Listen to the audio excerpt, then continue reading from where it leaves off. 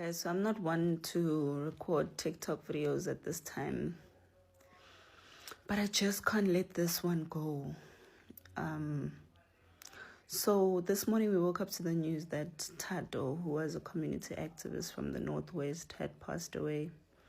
Now, Tato stood firm and for the rights of many South Africans in his community, as well as he was a Pan-Africanist from what I can gather. He believed in making Africa better, but also believed that South Africa should be better. I know he was recently fighting for the township economy to go back to the hands of the locals. And this is why some people believe right now that he was shot. Was shot 5 times at his home.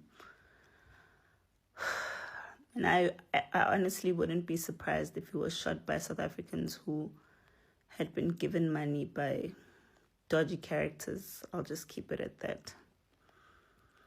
But the saddest thing I saw is that I saw foreign nationals celebrating that Tato had been shot, and they started saying things like, who's next? And saying things like, the shooter did a good job because Tato was apparently fighting for the economy of his township to go to his people. And this has really, really made me even more frustrated at the fact that people seem to think that the people who are in danger are foreign nationals, when it's us as South Africans that are constantly in danger for standing up for what is right in our country against these evil people who we don't know, that came into our country, walked in, whose past we don't know. We don't know what type of military training they have, how ready they are for all types of cruel things that they can do.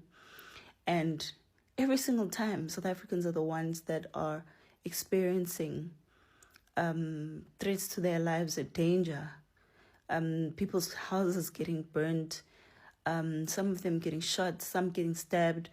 And the government doesn't see this to be a security risk for South Africans. And these people are brazenly killing people. DJ Warris, it was the same thing. And here we are again, finding ourselves being threatened for standing up for what is right in our country. And guys, I want you guys to please speak about what is really going on in the country, because the media is not going to tell our true stories. We are the ones that are afraid because of foreign nationals. Foreign nationals are not victims in South Africa. They're doing as they wish. They've got places that they take over. They're organized. They got all types of crimes that they've put together in this country. And now when we are the ones standing up for ourselves, for the future of our children, because we don't want our children to live in a crime-infested country from people who can walk in and out of our country anytime, any day, and do as they wish. We become the targets. Guys, stand up for South Africa. Talk and share your stories. Tell the truth about what is going on in this country, because the journalists certainly won't. When they come out from all those countries that they come here, all these Al Jazeeras, these BBCs, and all these New York, whatever, that come into our country to cover stories, they're not covering it because they want to tell the real story of how much fear we live in as South Africans because of these organized criminals who are hijacking buildings, kidnapping children, who are killing women and children, bringing drugs, prostituting women, raping and killing, and committing all kinds of crimes, from robberies to spaza shop mafias to all of these evil things that they do in our country. And then they go on and celebrate on social media. Guys, please, stand up for this country. Speak. Be vocal.